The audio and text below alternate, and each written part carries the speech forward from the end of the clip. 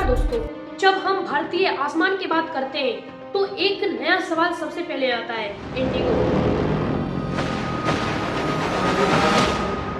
पिछले कई सालों से यह एयरलाइन अपने लगभग 60% मार्केट शेयर के साथ देश के हवाई सफर पर हावी रही है और इंडिगो को उसकी समयबद्धता और कम लगता लो कॉस्ट के लिए जाना जाता है।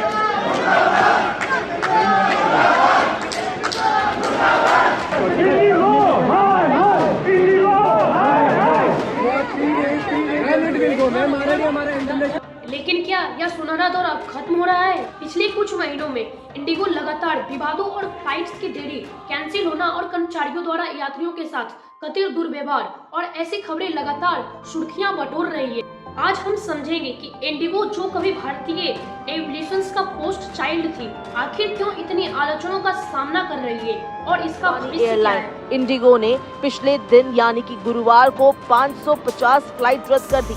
इससे यात्रियों के बीच हंगामा मच गया।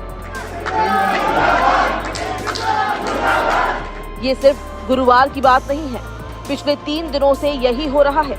कई फ्लाइट्स कैंसिल हो रही है तो कई फ्लाइट्स लेट हो रही है। लोगों के लिए मुश्किलें खड़ी हो चुकी है। सैकड़ों यात्री एयरपोर्ट पर फंसे हुए हैं। इंजन की समस्या और ग्राउंडिंग, इंडिगो के पास एयरबस और A332 न्यू विमानों का बेड़ा और जिससे लगी प्राट और वेंटनी इंजन लंबे समय से तकनीक समस्याओं से जूझ रही है। इन इंजनों की जांच और मरम्मत के लिए बड़ी संख्या में विमानों की उड़ान भरने से रोकना पड़ा। अपनी विशाल मार्केट शेयर बनाए रखने के लिए इंडिगो ने शेड्यूल में उड़ानों की संख्या काफी बढ़ा दी थी और जब विमान कम होते थे और शेड्यूल टाइम होता था तो एक छोटी सी देरी भी पूरे दिन उड़ान को प्रभावित करती थी, जिससे कैंसिलेशन की संख्या बढ़ जाती थी। कर्मचारी तनाव और कमी, एयरलाइन उद्योग में भारी मांग के चलते पायलट्स और केबिन के क्रू कमी से भी एक कारक था और कम स्टाफ पर भी अधिक काम करना एक बोझ था और सीधे सेवा की गुणवत्ता को प्रभावित करता था। समय पर उड़ान भरना तकनीक और लॉजिकल से जुड़ी समस्या है, लेकिन यात्रियों के साथ दुर्व्यवहार एक मानवीय समस्या है। हमने सोशल मीडिया पर ऐसे कई वीडियो देखे हैं जहां ग्राउंड स्टाफ और केबिन क्रू व्यवहार यात्रियों के प्रति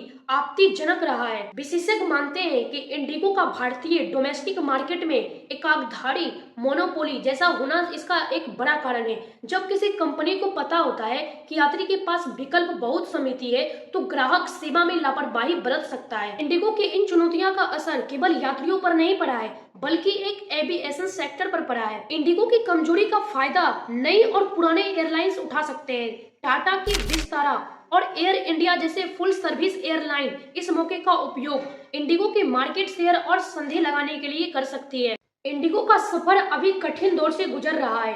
एक तरफ से यह भारत की सबसे बड़ी एयरलाइन है और दूसरी तरफ से इसकी छवि लगातार खराब हो रही है। देखना दिलचस्प होगा कि इंडिगो की इस चुनौतियों का सामना कैसे करती है। क्या वह अपनी गलतियों को सीखकर एक मजबूत एयरलाइन के रूप में उभरेगी या फिर एक एकाधिकार का आदत उसे नीचे ले जाए। इस बारे में आपकी क्या राय है? आप इंडिगो के बारे में क्या सोचते हैं? कमेंट्स बॉक्स में अपनी प्रतिक्रिया जरूर दें। इस तरह के और अनोखा वीडियो देखने के लिए हमारे चैनल को सब्सक्राइब करिएगा। अगर जो यह वीडियो आपको अच्छा लगा होगा तो ये वीडियो जाके देख लीजिए। इस वीडियो में बताया गया है मोदी जी की पूरी कहानी। चलिए मिलते हैं एक अगले